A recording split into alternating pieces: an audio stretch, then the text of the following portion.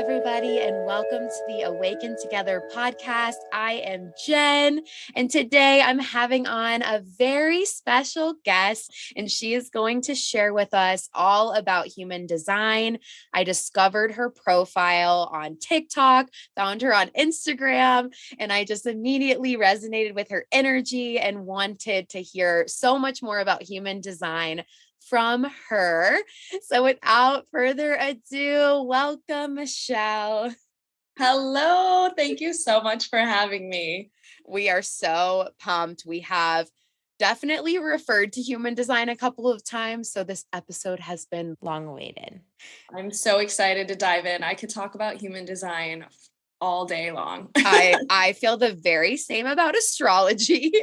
And it was really funny. The first time I had ever even heard of the term human design, I had made a post on Instagram when I first started my business account. And I was sharing that I was a type 6 Enneagram, what my big three was in astrology, what my love language was, what my Myers-Briggs was. And then a girl commented in my section. She was like, "Oh, if you're really into this stuff, maybe you should check out this thing called human design." And I was like, "Oh, okay, let me look at it." And that opened a whole door. And I was like, I think I need to pause this because I'm going to be so into this that I think I need to integrate in like small chunks. Totally.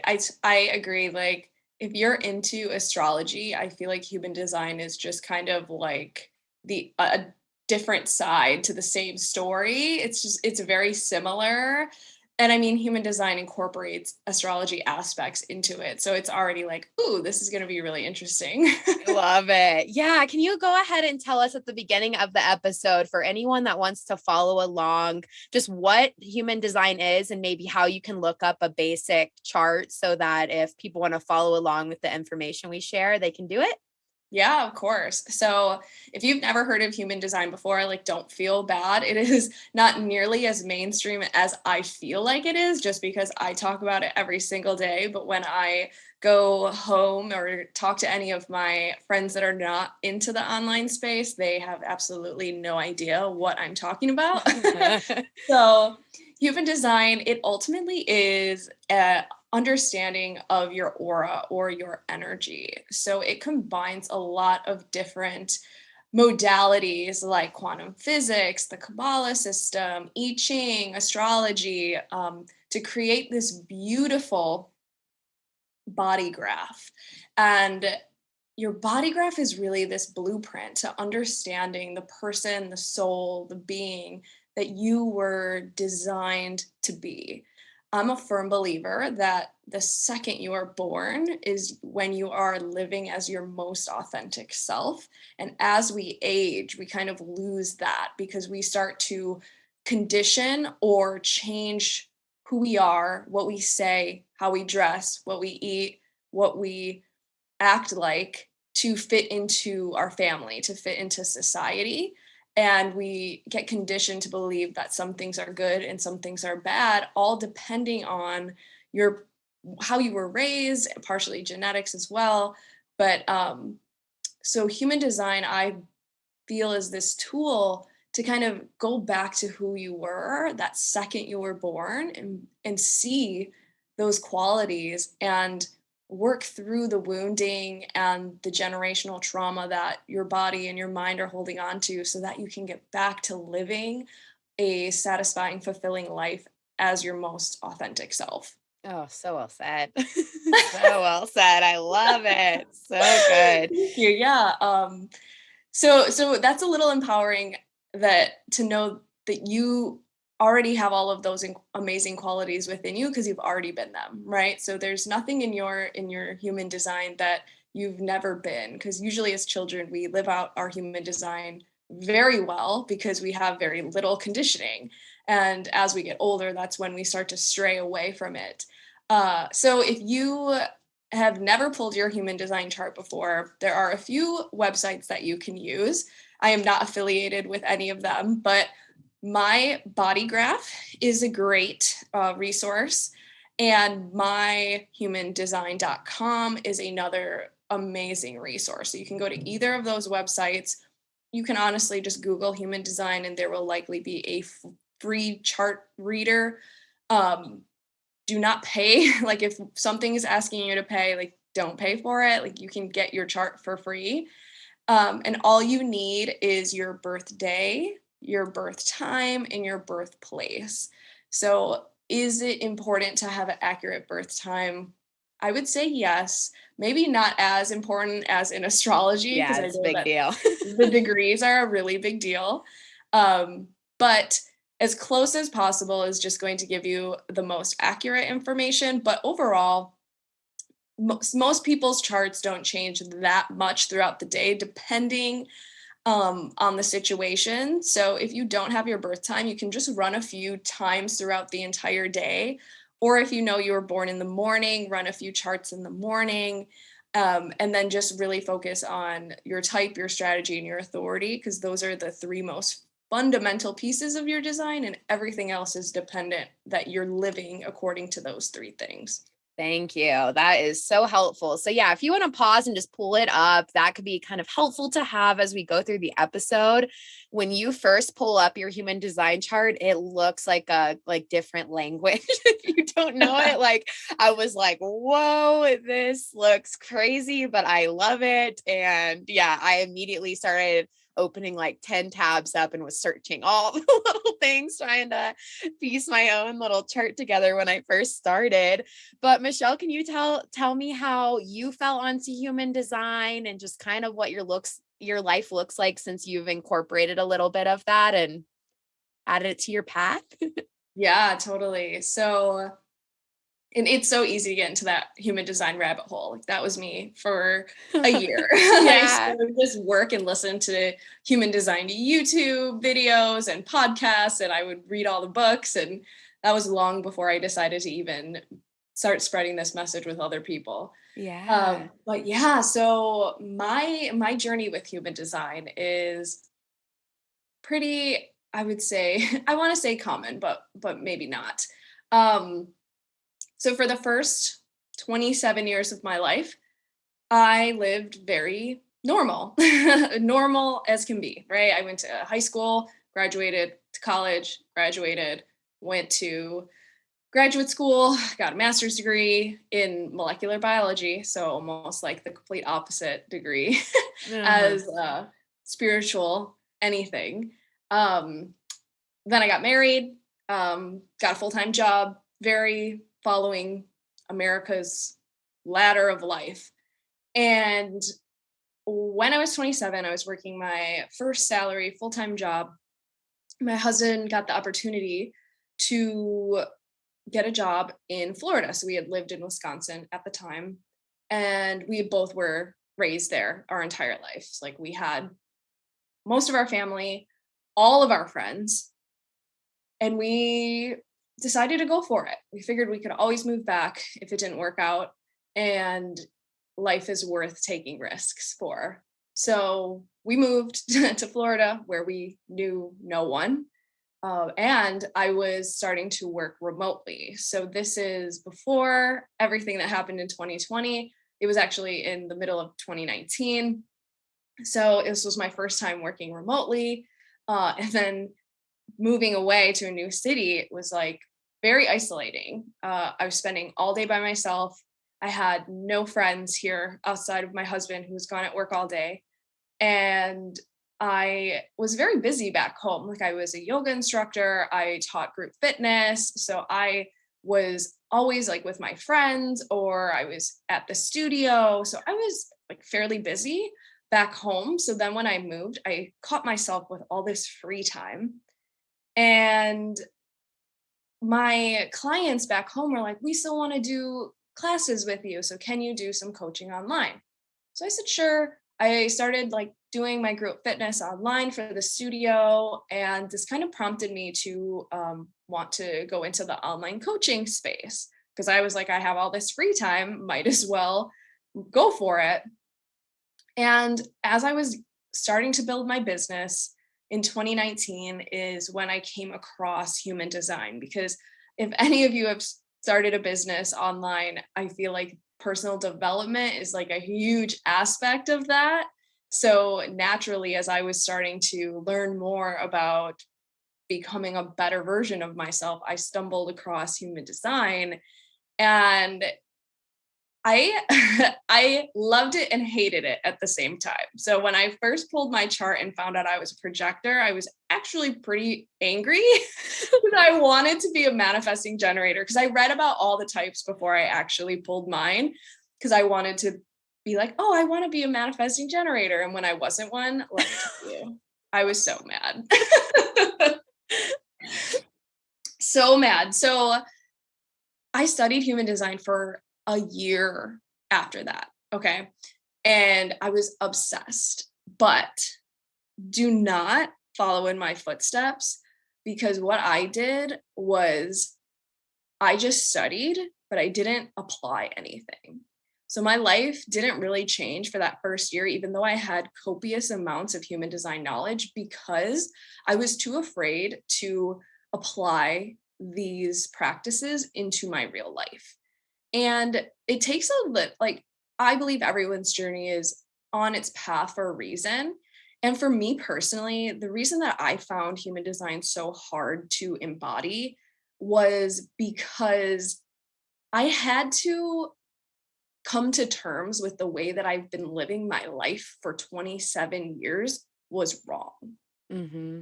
And it's not easy to just be like, oh, yeah, everything I've been doing is wrong. Let me just do it a brand new way. So the past 3 years have really been breaking down all of the conditioning and the beliefs that I had, especially around work and worth and output, because I'm an Aries sun, Capricorn moon. Let me tell you, I love to work. I saw your Cancer rising. I was looking at your stuff. I was like, I love it. Yeah, I'm a mess. We're gonna have to definitely nerd out in the links of human design and astrology, but we'll put that on the slide and come Definitely, definitely. But and even in my human design, like I have a right angle cross of service. I have a lot of root pressure energy. So it's just like there's a lot within my design that I am here to work, but that looks so different. Yeah. So if you are reading about your human design and you feel like it doesn't resonate, it's very likely that you're just really, really conditioned, because that was exactly where I was. Like, I was conditioned to be a manifesting generator. I was raised by a single father who is a manifesting generator. So I'm not surprised that that's how I was acting. And society kind of pushes you to be a manifestor or a manifesting generator as well. So I was just overworking. And when I pulled my chart, it said, you're meant to rest and only work like 3 to 4 hours a day. I was like, yeah, no, there's no way you can be successful doing that. Yeah. But I've been really pushing my limits within not only my full-time career, but also in my business by prioritizing myself, prioritizing my rest, and actually working less.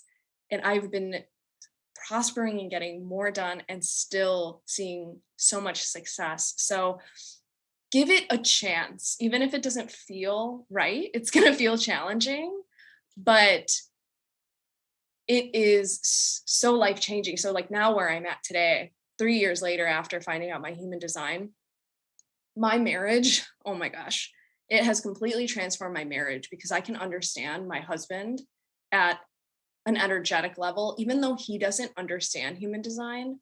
Me understanding mine and how his work together, and how I can now see him so differently. I have so much more compassion and so much more understanding, and it completely just transforms the way that I communicate. Um, Understanding my authority, so that's how you're meant to make decisions, has been a game changer. It helps me feel confident in who I am and what I want and what I'm doing. And really, for the first time, I think, in my entire life, so I'm turning 30 in like 8 days, I finally feel the most confident in who I am and what I'm doing. And I used to think that I was confident, but now I know that it was a false confidence. And this is now, knowing my human design, this is a true grounding core stability that I can't really describe until you get here. Oh my gosh, I love it, Michelle. Such a beautiful story.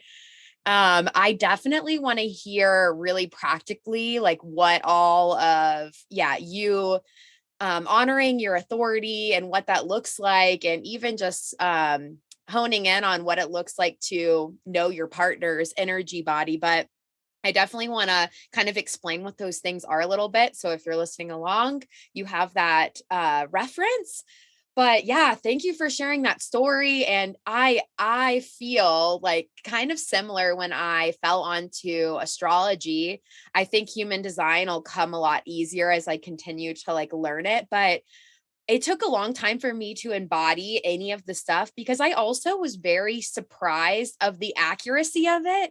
I think I kind of went into this like logical minded, like, let me try to find error in this, like before I like believed in all of it. It's just really shocking to sign up for the belief system, even that we have like kind of a soul blueprint, and that there's this way we came into the world, and honoring that. Maybe you felt that way a little bit as you learned human design, but it takes a while to embody because you're also so shocked that there's this, there's these systems that have kind of pointed that we have a soul blueprint. That blew my mind at the very beginning of my spiritual kind of journey. Oh yeah, same. And I mean, so I'm kind of learning astrology in reverse because when I was younger, I wrote off astrology so bad because of pop mainstream astrology. I only Yeah. knew I was an Aries, and I did not resonate with like being hot tempered, wanting to fight people. Uh-huh. So I was like, I'm not an Aries. Like, this is so not real. Like, this doesn't Uh-huh. resonate. But then when I learned about my big three, and then I was like, oh, wait, like, this is way more in depth. This is way more accurate. So I feel like human design is very similar. Like, people learn about their type and they don't resonate with certain aspects. So they might just write it off. But your type is very similar to like your sun sign in astrology. Like it's important for you to understand, but there are other aspects, like once you get a little bit more in depth, that can kind of be what we call conundrums. So like different parts of your design can kind of make you feel like they contradict each other, but you Yeah. just have to kind of like experiment with it and find that balance and find it's a spectrum. So I feel like that's what's so great about human design is we're pulling away from this binary view of like this is me, that's you. It's like we can be on this spectrum of energy. So like some projectors are going to have more energy than other projectors. It doesn't mean every single projector has to work 3 hours. Same with like many gens, right? Some are going to be way more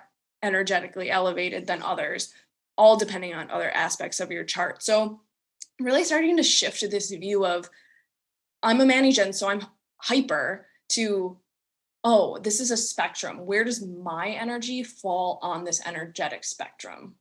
Yeah. Yeah, it makes so much sense. And yeah, so it's like piecing together a puzzle piece, and it sounds very intricate. And yeah, there's a lot of pieces that add up. So I'll share a little bit when I first pulled up my chart. I'm a manifesting generator. I read into my profile, which was like a 4-6. I had a sacral authority, and I was just kind of like Googling all of this stuff. And yeah, it felt like it set really well with me. And I definitely, it definitely piqued my interest. But one of the more unique, I have a friend that's a manifester. And when I read hers, I've always had like a unique time, like reading her energy. It just, she's felt like kind of a different energy body to me. And I'm piecing together. I got my workbook from Michelle, which will tell you how to do that at the end of the episode. But I have like some open centers and closed centers. So when you look at your body graph, you're going to see your energy type, and you're also going to see some colored spots in your chart and then some open spots. And I just found it very interesting that with my manifester friend, I just had a harder time picking up on her energy compared to some people. And when I read that their auras are a lot more controlled and they can almost like close it off, is that correct, Michelle? Yeah, yeah. Yeah, I thought that Manifestors was have a closed insane. aura. Yeah, I thought that was so wild because I usually can pick up on people's energy really specific. I have a lot of projector friends. And so just to read that the auras are different person to person, I found that very fascinating, especially with doing energy work. So that really, really piqued my interest. But let's go over, can you tell us what all the energy types are? And yeah, just kind of a basic of that. Yeah, we'll do like a brief overview of each of the types. So, Yeah. there's generators, manifesting generators, manifestors, projectors, and reflectors. So there's 5 energy types. Generators and manifesting generators are very similar. They're like cousins. Some human design experts categorize them as generators. So if you're looking through material, and you see any information about a generator is also going to apply to a manifesting generator. There just might be a couple nuances with being a manifesting generator. So just think about it as like a different flavor. Yeah. Uh, but for generators and manifesting generators, y'all are you're the most popular types. And I know that that's sometimes annoying. I know when I was younger and I would take all these tests, I always wanted to be like the most rare one, the one that like no one gets. Yeah. Uh, but as now knowing that I'm part of like the 30%, 20% of the rest of the world, it's not awesome because life isn't designed for the rest of us, but it Yeah, is makes sense. designed for you. So know that really you're here on earth to do what you love, like, and master the human experience. Like, that's what you're here to do as a generator and a mani gen. So, following your gut, like having a physical body response to the things that you do in your life are key. So, if anything, like everything you do, just listen to your body. And if your body's telling you like a full body yes, like that's your indicator. Is there And a difference in the aura for a manifesting generator and generator? Because it's supposed to be, we have kind of more of an out, like can take on the room, right? A little bit more than others. yeah. So when you look at the different auras of the different types, the generator Manigen aura is technically the same, Okay. but the way that it works can be a little differently. So your aura is open and enveloping. So when I was originally taught about an aura, right, it's like that energy field that's like a bubble 6 feet around you. Definitely. That is the generator, the Manigen aura. It's very like circular, it's open. You kind of play ping pong with the universe. Like you're meant to respond and to signs and things you see outside of you. So that's why your aura is very magnetic because you're really here to attract exactly what the universe wants to bring to you so that you can respond with your gut and decide if it's for you or not. So you can think of your life as literally you're sitting on a beautiful throne and people are just bringing plates of options to you. And you just get to sit back and listen to your gut and look at it and say, yes, no, yes, no, yes, no, yes, no. So Yeah. it's like, how beautiful of a life is that? Um, It sits well because I have always, since I was very young, just I always am in conversation. People just flock to me, and it's very, very funny. Like in public, my husband's a projector, and when he like we first started dating, he's like, strangers really come up to you a lot. Like I've never seen anything like it, and yeah, this has been a common thing for me. And so I always it's interesting though with boundaries, you really have to like, yeah, pay attention because when, yeah, your aura kind of sucks up a lot, I have more of the energy for it, but it also is wild just how many situations come up for me all the time that I have to, yeah, decide what to do with. totally. So fast. Totally.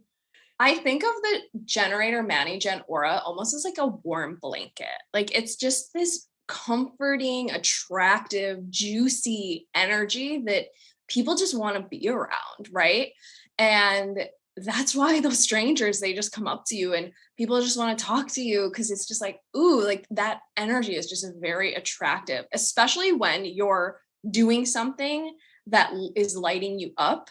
So when your energy is higher, when your frequency is higher, it's just going to attract even more. So that's really, if you want to increase your magnetism as a generator or a mani-gen, just do things that light you up, that make you really happy, and boom, you're gonna just see all these opportunities and these different things kind of popping up into your world effortlessly. Amazing. All right, give us projectors. Let's hear it. Yeah, so projectors are very opposite.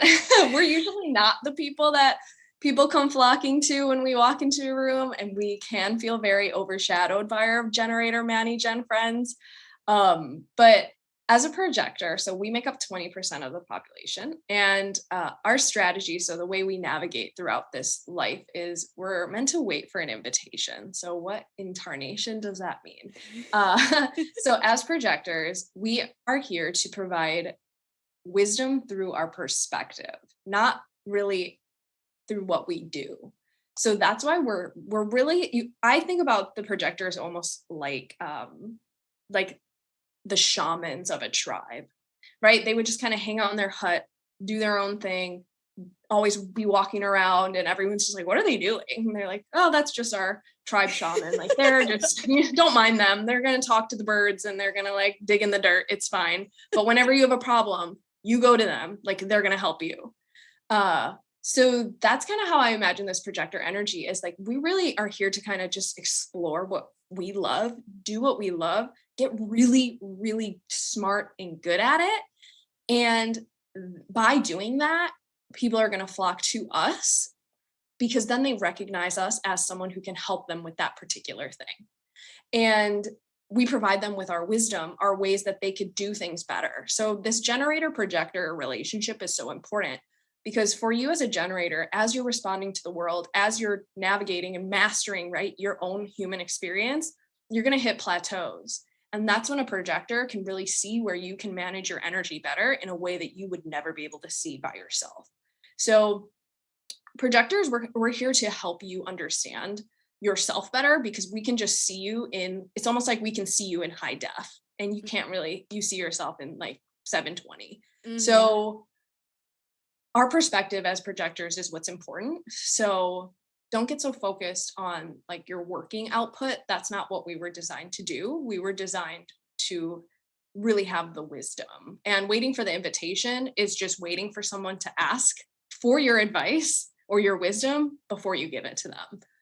There's nothing more repelling than a projector spewing out, I know everything. And let me tell you, that was the first like 27 years of my life, telling everyone that I knew what was best for them. And I was right. I mean, most of the time I was, but people aren't going to listen to you if they didn't ask, because that energy is just repelling. So our aura as projectors is very focused. So think of it as like almost a funnel forward. So our aura goes like 100% into the person that we're communicating with. And if you're communicating with someone who maybe doesn't want your information, or maybe doesn't see you as someone that can help them, your advice, your wisdom is going to feel like knives, kind of like cutting their skin. And that's when they get irritated, they get frustrated, they don't take your advice. And then usually projectors turn that inward as, wow, I must not know what I'm talking about, because they didn't listen to me, when that has absolutely nothing to do with it. So projectors, I know that waiting for the invitation makes you feel like, well, I'm never going to talk again. No one's ever going to ask me for my advice. I promise you that they will. And what you want to focus on, instead of focusing on the invitation, focus on yourself. Focus on becoming an expert at the things that you like. If you want people to come to you for relationship advice, improve your relationship. And just by you doing that, they are going to observe and see you as someone who has a beautiful, flourishing relationship, and naturally come to you for your advice. Beautiful. I know the projectors that are in our inner circle are going to love this information. Give us a little breakdown of manifestors and then reflectors. I'm loving this. Yeah. So manifestors, so I don't know if I said, but projectors are 20% of the population. So generators and mani-gens are 70%. And then now we're getting into the smaller groups. And I know that these percentages sound smaller, but even with like manifestors, they make up about 9 to 10%, but that's still like millions of people. Yeah. And then reflectors make up 1% of the population. I've So never again, found a reflector in the wild. I told you. really? I Oh, I think I attract them for some reason because I have so many reflectors in my space. And Wild. I think it's just because I go above and beyond to try and understand them because I feel like they get left out so much because people don't talk about their type as much because they feel like there's not as many. But I love my reflector. I have Love a it. best friend reflectors. Anyway, so manifestors make up about 10% of the population, and manifestors are you're really here to kind of do whatever you want. Like amazing. Back in the day, manifestors were the king and queens of this world. Like they were the ones who kind of ran the show. But because of the way that society is changing, manifestors aren't needed as much in this new society. So now, energetically, manifestors kind of just want to be left alone to like do their own thing. They don't want to lead people as much, and they don't have to. But what's so beautiful about the manifestor energy is that you are truly a catalyst for innovation, for new things. Like you are like this direct connection through source in a way that you don't need anything externally to move through life. So generators and manigens, they're meant to respond. So they need to wait for a sign before they move forward with something. Projectors are meant to wait for an invitation before they share their wisdom with someone. Manifestors, you're really here to just let everyone know what you're doing so that they can get out of your way. If you get this really big urge to go create an app, you go do it. If you have an urge to open a restaurant, you listen to your authority and you go do it. So you're really here to just create, but you're not always here to finish. So your energy is very cyclical. So understand that you might start a lot of things and not finish them, and that's okay. That's not really your place. You're here to let people know what you're doing, create when it feels good, and then allow yourself to rest and pass it off to the generators, the manigens, so that they can then bring that to completion. Awesome. And I think it's good to hear it through the aura, because manifestors can close off their aura. They're not taking on that uncomfortable energy of people's like doubt, like Yep. I feel like when I go to do something, I'm picking up a lot of things and I have to decide not to let people's opinions affect me. I feel like manifestors are very good because they can't always receive the outside, maybe auras. They can charge at things with a lot more efficiency because they're not taking on other people's shit. Totally. And I mean, I think every manifestor knows that they've been different. Like it's very apparent at a young age that people don't get them, and they really can take that on and get very conditioned. I think manifestors can be the most conditioned, even more so than projectors, because manifestors can be difficult children, right? They're children who are meant to do whatever they want, and parents don't typically let their kids do whatever they want. Yeah. So they are taught at a very young age that they aren't meant to follow those inner urges, and bringing that power back out can be tough. And the manifestor aura is so unique that like even other manifestors can't see where other manifestors are coming from. It's not like they have this inner language. It's like, yeah, their aura is so individual, and it can be so close that even other manifestors can't understand where they're coming from. And that's why informing is so important. Like it might seem annoying having to tell people all the time what you're doing and what you're thinking, but it's really just for the sake of them not breaking your creative flow, not getting in your way, because us projectors and generators, we just don't know what you're doing. We don't know what you're thinking, and we're going to ask you a trillion questions, and we're going to try and get in the way, and we're going to try and help where we might not be helpful. So that's just why informing is so key for the manifestor. Wild. Yeah, Yeah. that sits, and it's so wild as someone who just picks up on auras with my big magnetic aura all the time. Mhm. Manifestors throw me. I'm watching them and I'm like, I'm not getting anything. And I think I was around so many projectors that as I started having a few more manifesting friends, projectors have such a strong energy exchange when they're focused on you that I feel it. And then to have someone where I just don't feel much of anything and having to figure it out based on what they're saying, it was like that was so crazy to read to fit with some of the friends that I have that are manifestors. I was blown away by that. I love it. I love it. Yeah, give us reflectors as a final, and then we'll, yeah, go into a little bit of what the profile means. Yeah, yeah. So the reflector. So you're going to hear you referred to as the unicorn, as the mirror. But what's so amazing about the reflector is that you're really here to understand the collective as a whole. You're here to really understand the other very well.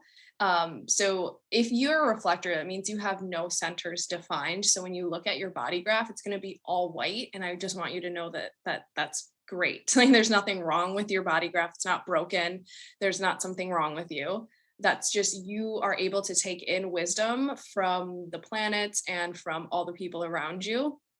And having undefined centers is actually where you gain your wisdom. So you are the most wise of all the types. And you get to experience what it feels like to be every single type. So your energy is just so dynamic. And getting comfortable and getting used to that is so important because that's the whole point. Your strategy is to wait a lunar cycle. And this is because the moon is able to move through your body graph and it changes your definition. So some days you might feel like a projector, some days you might feel like a manifesting generator, and the way that you show up in your everyday life is going to be very different dependent on the energy that you're feeling that day.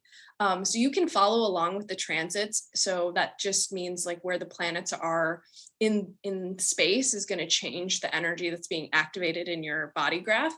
But you can also just do this on a personal level. Like every morning when you wake up, just acknowledge where your energy is at for that day, and then base your to do list or your activities based off of that energy. And I know so many reflectors want this consistency, they want this routine. And for some of you, like that's going to be obtainable because of other parts of your design. But for some of you, you may never feel that quote unquote routine that you're looking for. So give yourself grace to create a new definition of routine as a reflector. And know that as you're making decisions, so you are like moving through this lunar cycle, talk things out with other people, journal it out throughout the whole month, and then kind of come to those conclusions because that's going to be really key because you sample, your aura is sampling. So what that means is that you're able to kind of like take bits and pieces from everyone around you and get this really collective understanding. So Manny gens and gens, they're kind of like open and they're just like attracting all, like they can just kind of attract the energy that's around them. Projectors were very focused, so we really do well with like one person. Having a lot of energy in a room can be overwhelming for a projector because we don't know where to focus. Manifestors, their is closed, so like the other auras around them don't really have an impact. But for you as a reflector, you're able to really take a little bit of everyone's aura in a space, and you can take on the characteristics of those auras. So if your health or your energy is really low, you can look around the energies that you've been surrounding yourself with and start to recognize, ooh, maybe because I'm so fatigued, I have so much brain fog, I'm feeling so tired. Maybe the people around me are also feeling this way, and that's why I'm showing up this way. And then that can really, again, help you kind of initiate conversation or maybe provide insight or help to someone that hasn't communicated that they needed it because you just have that innate wisdom. I truly think that all reflectors are the true definition of empathic, whether they believe it or not. Wild. So cool. I got to find me a reflector to be Yes. so cool. So you pull up your chart, you see your energy type, you see your strategy and authority. Then there's like the profile and the gate. Can you just give us a little overview of just what that means? Yeah. So your type, your strategy. So your strategy is type dependent. So every projector is going to have the same strategy. Every generator is going to have the same strategy. But your authority, that's how you're meant to make decisions. And your authority is going to change depending on your center definition. So um, definitely make sure that before you start exploring your profile and your centers, like these are kind of three fundamental pieces that you truly like understand, because again, like everything else in your chart is dependent on you following your strategy and your authority. And it's an experiment, so you're never going to be 100% following your strategy and authority, but as long as you are putting it into practice while you also are learning to understand these other aspects, it can be really powerful. So your profile is the first piece of your design that really makes you different. So like I had said earlier, talking about things on a spectrum, every projector is not going to be the same. Every generator is not going to be the same. So a lot of that information is just very general. So your profile is the first piece that starts to bring a little bit more specificity to you as an individual. So the profile is kind of like your costume. So you're going to, and that's like the role you play as your energy type. So you're going to really resonate with people who have the same profile as you. Even if they have a different type, you're still going to kind of have this similar understanding of the way that you navigate this world. So for an example, like I'm a 3-5 profile, and the way that I learn, the way that I interact with other people, so the way that I learn to gain my wisdom as a projector to provide my insight while I wait for the invitation is very different than, say, someone who's a 2-4. So even though our strategy is the same, like the way we gain our wisdom and the way that we help people is going to be completely different. So learning and understanding the lines in your profile can really kind of help you see not only like this the way that you move through the world, but also kind of your karma and this like either you have personal karma or transpersonal karma. So kind of like your life path, like everyone's life path is a little bit different, and your profile can give you insight on that. One awesome, good, great information. I did not know that, and I think it's very interesting that similar profiles will relate to each other. Super interesting. Yeah, yeah. And then the centers, right? Yeah. And then there's like, yeah, there's the defined and undefined centers that are they type varied? Like is every single generator going to have same open centers or closed centers? So no. Yes and no is kind of the answer for that. Okay. So every generator and every manifesting generator will always have their sacral defined. So that's really Okay. the only center that will always be defined in those two types. And then in manifestors, reflectors, and projectors, they will always not have their sacral defined. So that's like Okay. the only center that is guaranteed dependent on your type. Um, for manifesting generators and for manifestors, there is another quality. So to be a manifesting generator, you have to have your sacral defined and you have to have your throat center connected to a motor center. So your motor centers are your emotional solar plexus, your heart, your will. I think it's called, or your ego. So that center has 3 names. Yeah. You have your sacral, and then the root is also a motor. So sacral defined, throat to a root, or throat to a motor is going to make you a mani-gen. A manifester will always have their throat connected to a motor, but not have their sacral defined. Okay. So that's kind of where your manifestor quality comes from, by being a mani-gen. And And then that is where it sounds like it gets so deep, and we need the yeah, help probably of went on we too need the far. help of Michelle to help explain our chart deeper. I love it though. It's so good to hear like how intricate it can get with Oh all my the gosh. systems. I love it. One of the questions that popped into my head that I'm curious about as well. If this is very high level, just an overview is fine. Yeah. Is there different responses you'll have with someone? So say you have the same, you both have an undefined center the same. Is there like a connection when you're with someone with the same open centers versus if you find someone that has maybe a closed center, whether yours is open? Is there like an energy exchange that's unique there? Yeah, definitely. So when you have a center that's white, so it's not colored in, that means you have it undefined. And that just means you don't have that energy consistently. And then if you have it colored in, that means you have that energy defined and you have it consistently. So you have that energy all the time. And that's actually the energy you put out into the world. So when you say that, like, I'm around someone right now, I'm interacting with Jen, who is a Manny Jen. So she has her sacral defined. I do not.